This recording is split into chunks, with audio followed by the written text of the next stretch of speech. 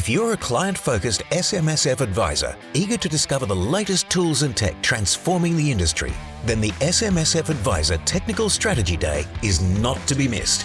Get ahead of the changes to the regulatory and legislative landscape. Hear directly from the ATO and SMSF experts on the new risks to look out for and the must-have strategies to keep your business thriving. Spaces are strictly limited. Visit smsfstrategyday.com.au today to view the cutting-edge sessions lined up, expert speakers presenting, and to secure your spot. This is a Momentum Media production. The SMSF Advisor Show. Your expert insights into the biggest themes shaping the SMSF advice industry. Hi everyone, and welcome to the SMSF Advisor Show. I'm Miranda Brownlee, and I'm joined by my co-host, Aaron Dunn. Hi Miranda, how are you? I'm good, and yourself? Not too bad. I've just finished all my travels for the past month or so. I've obviously been doing my own SMSF training days, SMSF National Conference. So that sort of conference period is wrapped up. And as we now lead into a very busy financial year ahead, there is, of course, a range of news. We've seen a range of bills and stuff drop, which we'll talk about shortly. So to you, I guess my question, as we always start these, is what is making news on SMSF Advisor and on the technical front? So one of the sort of bigger announcements we've had in the last fortnight is about the bill being introduced into Parliament to reduce that downsizer eligibility age. So that's currently before the House of Reps at the moment. Yeah, so this was an announcement by the government, or the government of the day now, during the election period. So we've just seen the amendment to the downsizer age from age 65 to 60. And now we see this age limit be reduced a further 5 years down to 55 years of age. So subject to when this receives royal assent, the commencing date of this legislation will occur from the first day of the following quarter thereafter. So certainly opens up more opportunities in terms of being able to make downsizers. There are a range of important considerations, I think, around that. So, do you do the downsizer earlier? Do you do it later? And I know we spoke to Meg Heffron recently on this show about some of these contribution changes from the 1st of July 2022. And this certainly gets caught up in that sort of strategic consideration, but a far more flexible landscape by the same token. And some of these issues are going to be discussed by Craig Day in our upcoming SMSF Technical Strategy Day. So we're back in person this year, which is really exciting. It is. We'll be travelling across 3 states, so Brisbane, Sydney, and Melbourne, throughout October. And you'll, of course, be emceeing as well. Yes, I will be MC. So rather than MCing from behind a screen, it is great to be back, as you said, face-to-face in October. We are running in Melbourne and then Sydney and then Brisbane. And we have a great lineup of speakers throughout those. I'm also facilitating a session around SuperStream. As you mentioned, someone like Craig Day, one of the absolute experts in this field, and someone that we also regularly we had on our SMSF Advisor Show recently as well, talk about contributions. There are some great topics. There are some great speakers. So if you want to find out more, visit smsfstrategyday.com.au and you'll be able to purchase your tickets and find out more about many of the topics and great sessions that we have lined up for that day. The other bill that we saw introduced into Parliament recently was the Social Services and Other Legislation Amendment, which is to do with the Commonwealth Seniors Health Card, and that will make some changes around the thresholds for that.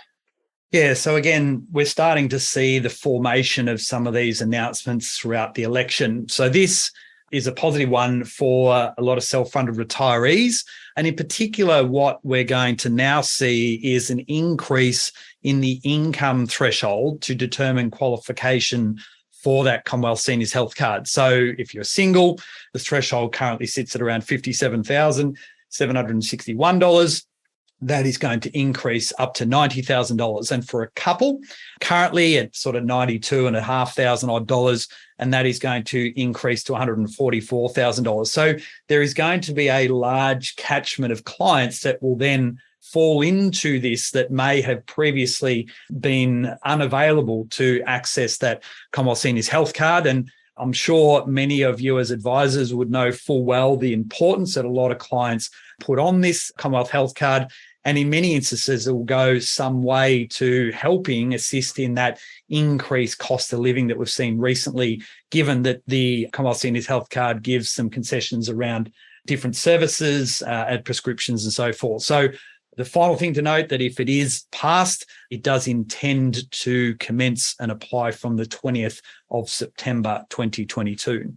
We've also seen ASIC just put out a bit of a warning to some of those clients of Dixon Advisory that were impacted by bad advice, just warning them to make a complaint to AFCA, as they'll only be able to do that while Dixon Advisory is still a AFCA member. Yeah, so I don't think there's much more to add there. Obviously, we're still seeing the fallout of I guess, that many of the issues that we've seen sort of go through in the public domain for some period of time. So again, ASIC sort of just playing their role there in forewarning those that may be seeking some sort of remediation through that process. We've also seen another interest rate rise, which probably wasn't a big surprise, but might sort of have some impacts for how people plan ahead.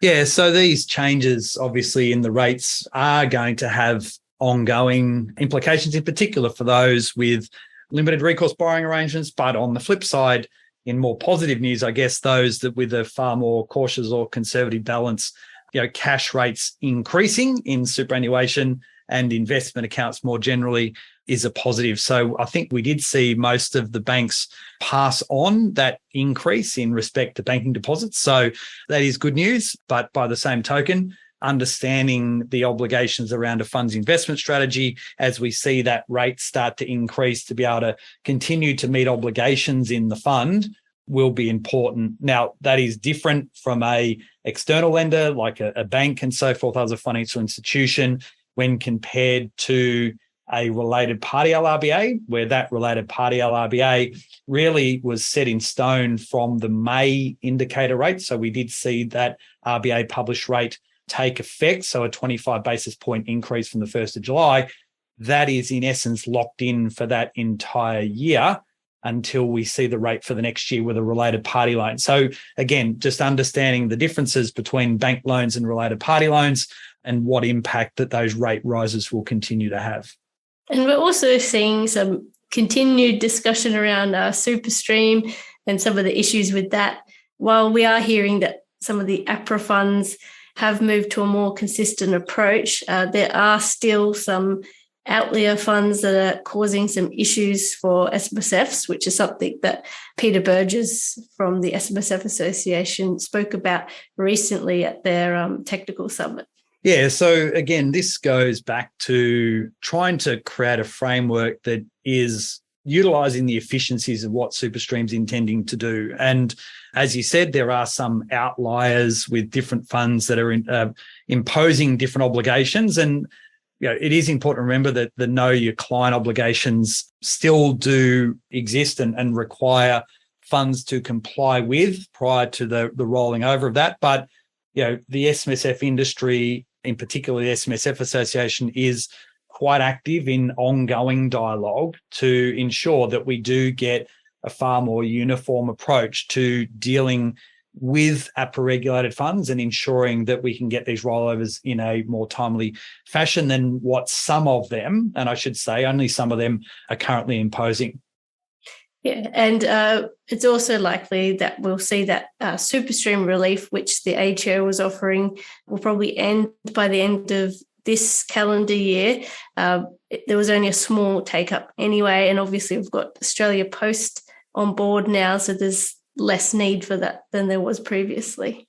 Yeah, so this is specifically dealing with an SMSF rolling money out to another SMSF or to an APRA fund. So it's not an APRA fund to an SMSF. So this temporary relief was in essence allowing for a member of a fund to move outside of the super stream requirements to enable that rollover out of the fund.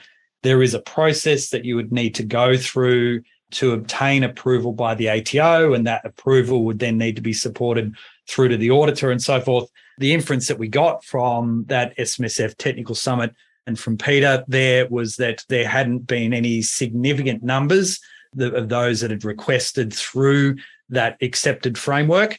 And therefore, whilst the ATO actively did say they'd be monitoring how this is being utilised, the fact that we're not seeing it to the extent that we may have thought, the reality is we may see end of life as we sort of get of this as we get towards the end of this calendar year. We also heard some interesting comments from Michelle Levy, the head of the Quality Advice Review. So that was at the conference as well as part of a panel discussion. And she made some comments around their focus was going to be perhaps sort of principles-based approach, although she did say it's probably unlikely that they'd be looking at this accountant's advice. I mean, it's not technically an exemption, but allowing accountants to do that strategic advice where they have special qualifications. As she flagged some concerns about creating exemptions in the system. Yeah, so again, this goes back to the Tax Practitioners Board review, and one of the recommendations that came out of that was around the level playing field ultimately that could be provided to accountants in the provision of advice. And I know there'd been a lot of discussion in the past about, ways in which advice could be facilitated through appropriately qualified professionals. What was interesting was that, from that session, Michelle isn't really a fan of, having carve-outs in the way in which the industry would operate. So therefore, thinking that we would come back to some sort of accountant's exemption. I hate using that word because it's not really a representation of what, of going back to where it was, but the way in which, from the conversation that was had at the technical summit, was this is not the way in which it is going to work that provides a level playing field for all.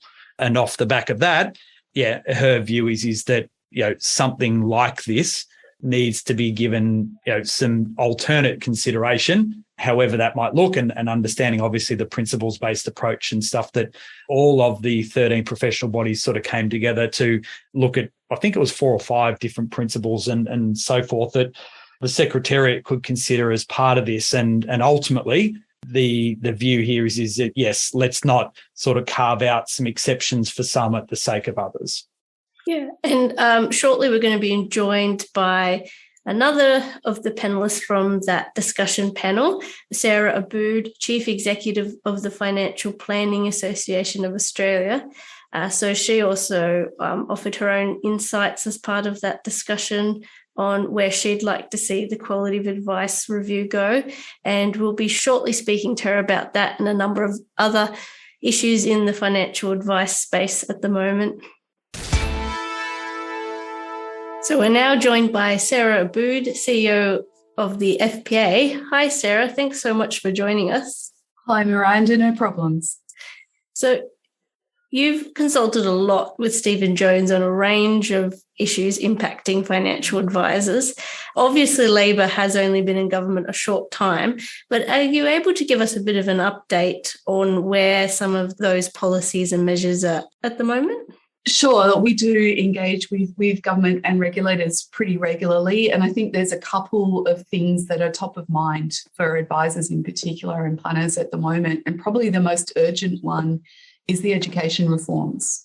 So Labor, prior to the election, made some announcements late last year that they were looking at FSIA, looking at an experience pathway and so on.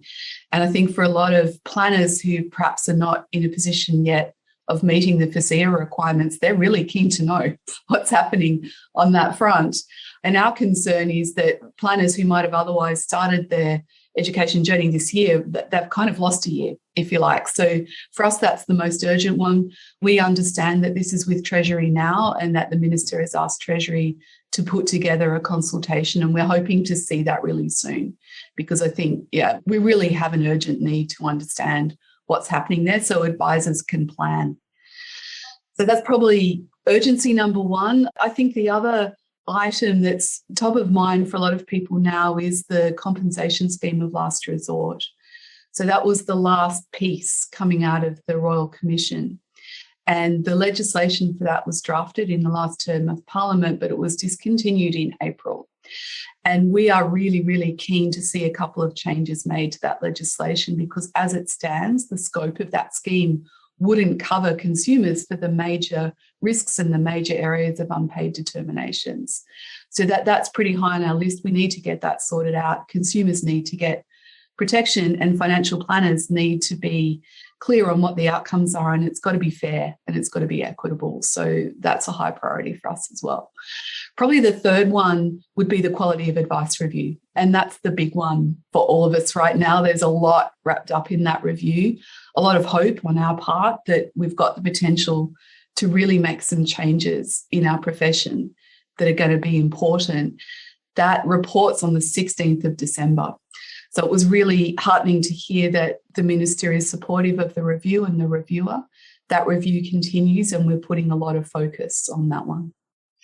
So, Sarah, if I can just go back to some of those priorities, because this is always the challenge with the new government, isn't it, where there are a number of urgent things that need to be all resolved at once. And I guess, how do you go about trying to prioritise these and making sure that they do remain top of mind for the Minister? You know, there are other things I know within the technical landscape that, again, have been sort of top of mind, and they were briefing the Minister in opposition and so forth, and making them aware, sort of balancing this between, well, are they or aren't they going to get into government? So I guess you as CEO, how are you going about juggling some of these things, which, you know, everything's important, isn't it? So making sure that, that for you and your members, you're giving them the best possible, scope to get the outcomes as soon as you possibly can, but recognising that a brand new government has an agenda as long as my arm, so I guess tempering expectations around those things as well.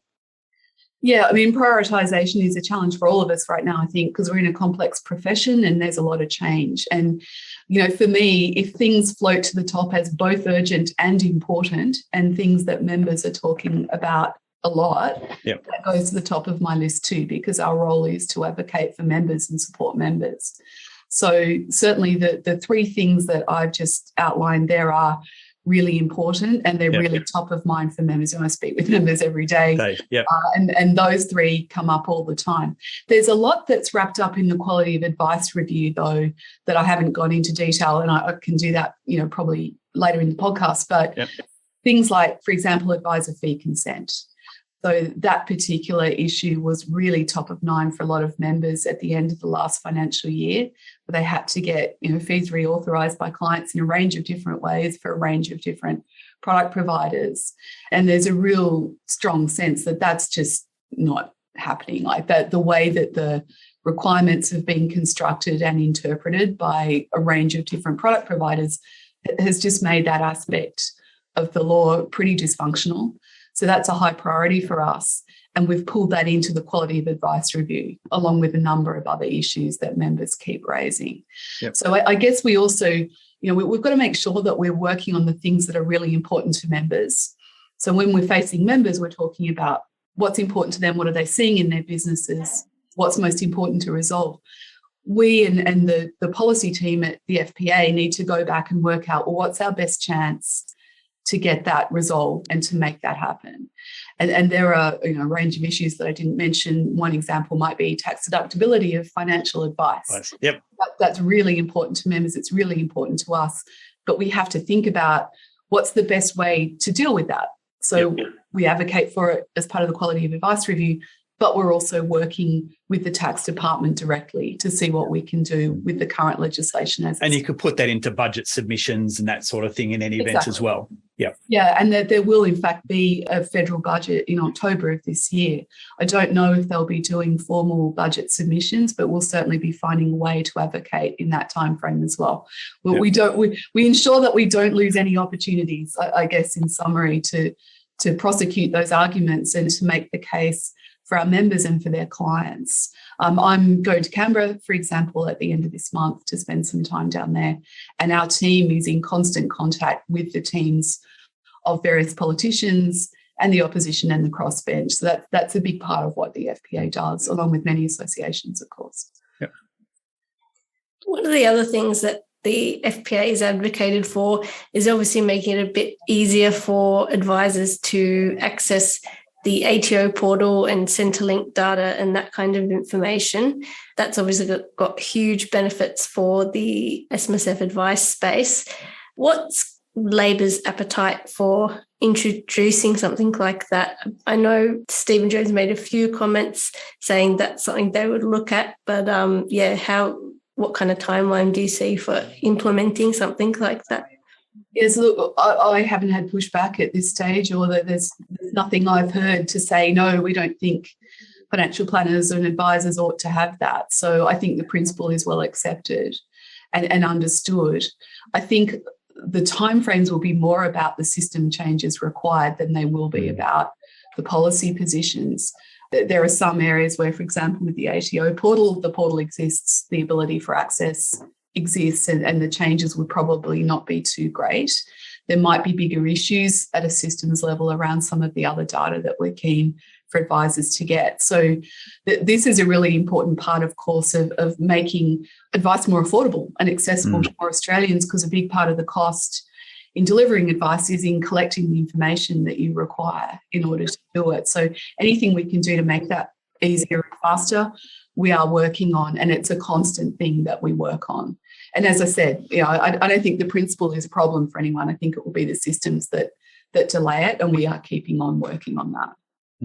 So and you touched on this as one of the priorities before, and I guess, again, reference it to some extent then about improving access to advice and therefore the quality of advice. And Miranda and I were both in the room on the Gold Coast where you were part of a panel with Michelle Levy, and I think there was 3 others off the top of my head on that panel as well. So, and spoke about, I think quite openly and frankly, I think was, someone in the audience, I guess all aspects of the profession were there, and spoke quite openly and frankly about, where we're at and the intentions of and outcomes, I guess, that different parts of the industry were looking to get to. But what both Miranda and I found quite interesting was the comments that Michelle spoke about in moving to a principles-based approach in terms of how financial advice is regulated. So I guess your comments generally about, and I know there was some further dialogue in the follow-ups to that as well whilst on the Gold Coast, but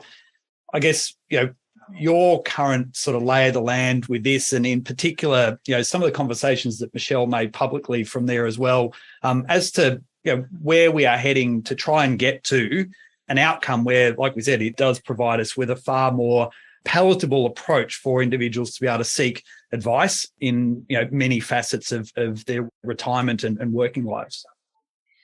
Yeah, so I guess you're focusing in there on one of our joint associations. There are 12 associations, as you're aware, that are working together. We made 5 broad recommendations, and one of them was to recognise that advisors and planners are professionals. They have 40 hours a year of CPD, they've passed an ethics exam, they have tertiary level education relevant to their profession.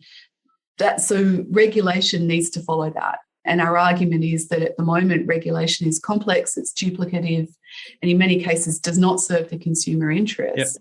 Yep. We're kind of micromanaging the profession, if you like. Very prescriptive in what it does. That's right. It's over-prescriptive. And what we're advocating for is by recognising the professionalism that we have attained, that would involve a less prescriptive approach to regulation and more principles-based.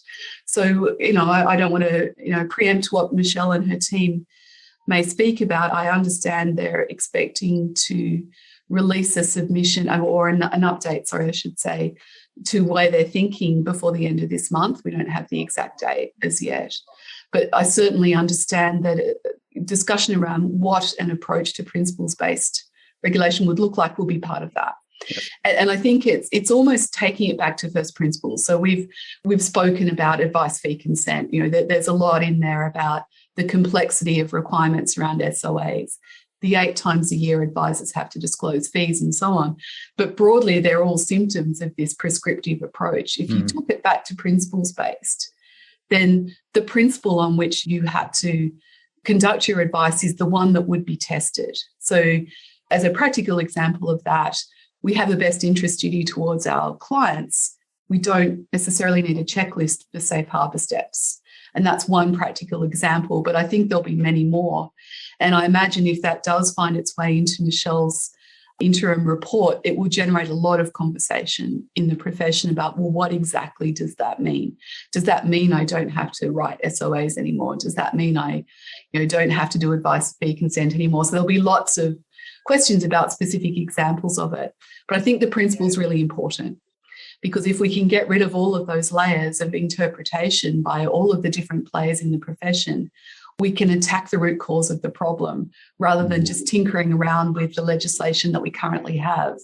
I don't think anyone wants to see another piece of legislation on top of what we've already got to maybe roll back fee consent a bit. That's not going to solve the problem. We've got to solve it at source. Yeah, and to some extent there, it was also discussed about having different carve-outs for accountants and other things that I know, again, the general sort of reading of the tea leaves there was that that's not something that Michelle would ultimately like to get to. We need to get to something that provides a level playing field for all professionals that actually act within that advice space. Yes, and I think that, the principle is good. I don't think we fix the system by carving out some people, but by saying, okay, well, here's the system, but some people don't have to comply with it. I think that's the path to an even worse outcome to what we've got now. Yeah. We need to fix it for everyone and make sure that the playing field is level and that clients are getting the advice they need quickly and affordably. That's the goal that we all have. And I think it's really encouraging to me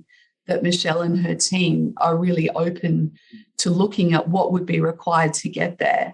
And I think have a genuine understanding of how the current legislation has led to problems in implementation. We've covered a lot of different issues. But was there anything else that you wanted to add, Sarah?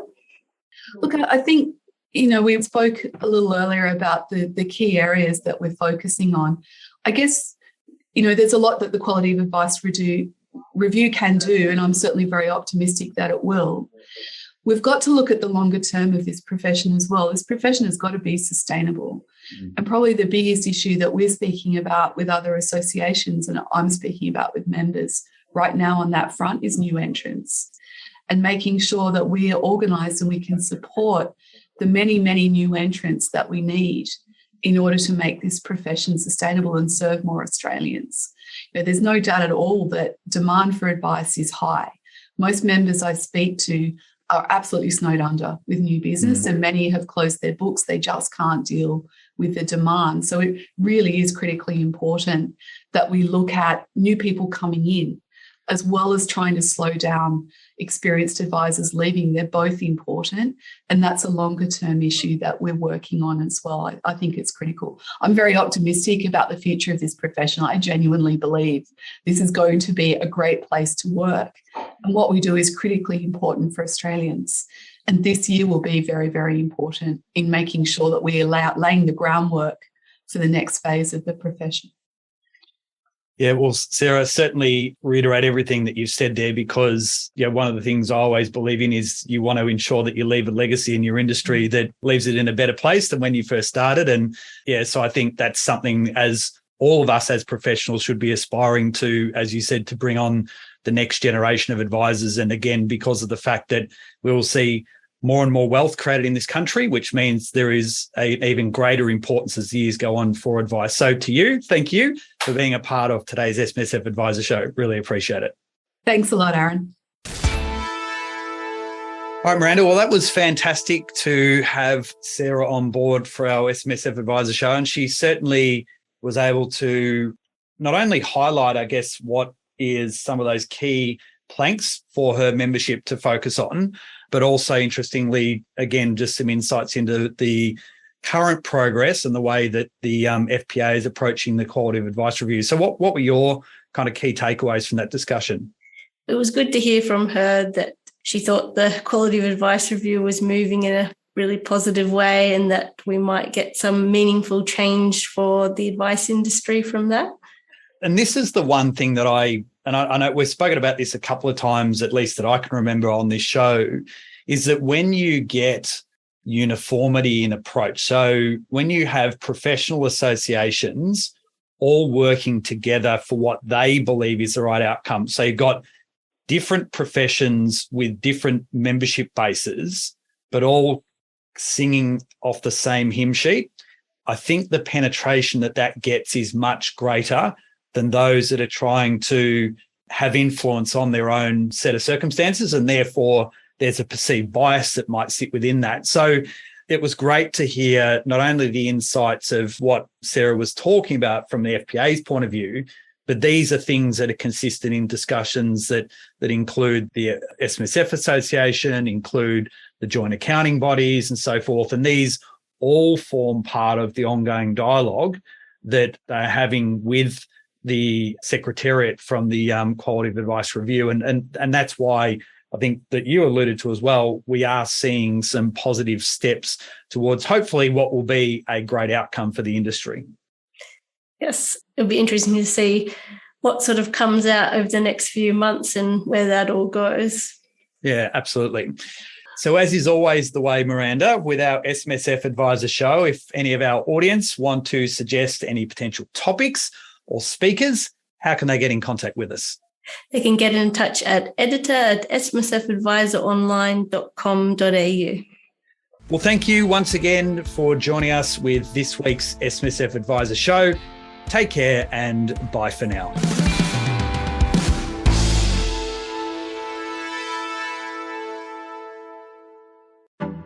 The industry's most anticipated awards program for women is back for 2022. That's right, the Women in Finance Awards is here and now taking your entries. If you know a leading female deserving of big recognition, jump onto the website at womeninfinanceawards.com.au to place your nomination. Or if you are a leading woman yourself and would like to submit, you can get started now. Visit womeninfinanceawards.com.au to get started today.